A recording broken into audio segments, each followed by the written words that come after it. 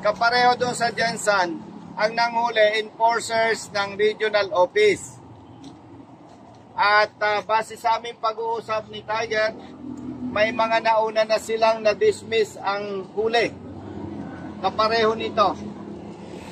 Na doon sa hindi pa nakadinig, malinaw ang aming pag-uusap nitong mga kaibigan nating LTO official, ni Tiger, na malinaw ang department order, walang mali, walang questionable doon.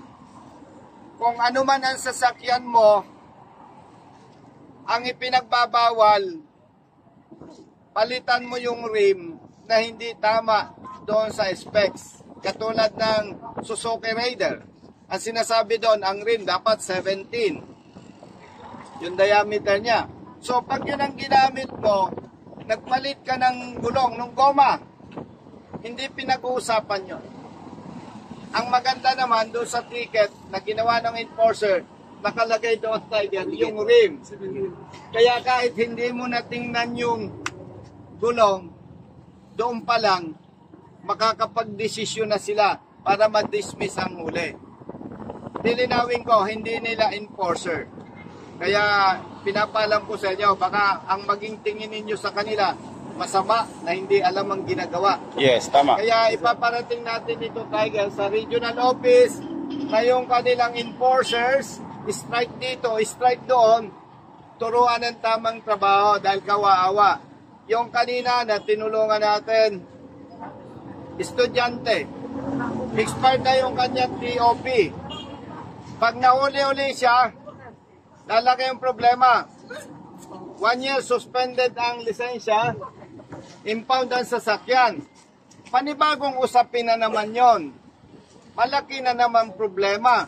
Kaya ang ginawa po natin, nagbigay tayo ng 5,000 piso, hindi ibig sabihin kinukonsinti natin yung maling huli. Kailangan lang wag nating mapalaki yung problema. At kapareho nito, ang nakakatuwa, pagharap-harap pa lang namin ni Tigers, malinaw na yung usapan. Kahit hindi ipresenta ang gulong, ang motor, dahil nakasulat yung rim, wala nang pag-uusapan. So, pasalamatan natin dito yung LTO dahil mabilis yung kanilang pag-aksyon at nagkakaintindihan tayo. Tigers, si Kuya, pinapupulout ko yung... Pinapanap namin, Tiger. Pinapanap namin yung... Okay. Pero dahil may hinahabol kaming oras sa airport, for purposes of discussion, hindi ko naman sinasabi, hindi ko siya hinahamak. Pero kung siya ang nasa posisyon natin, hindi ako maniniwala magpapalit siya ng gulong ng tricycle niya dahil gusto niyang pumorma. Ang pwedeng palitan niya lang dyan, yung goma, hindi yung gulong. Tama po ba? Kapatid, ikaw ay pagtitiwala ko sa dalawang kasamahan sa Big Fighters. Ayun na pala. Action na namin yan. Okay, salamat po. Yes,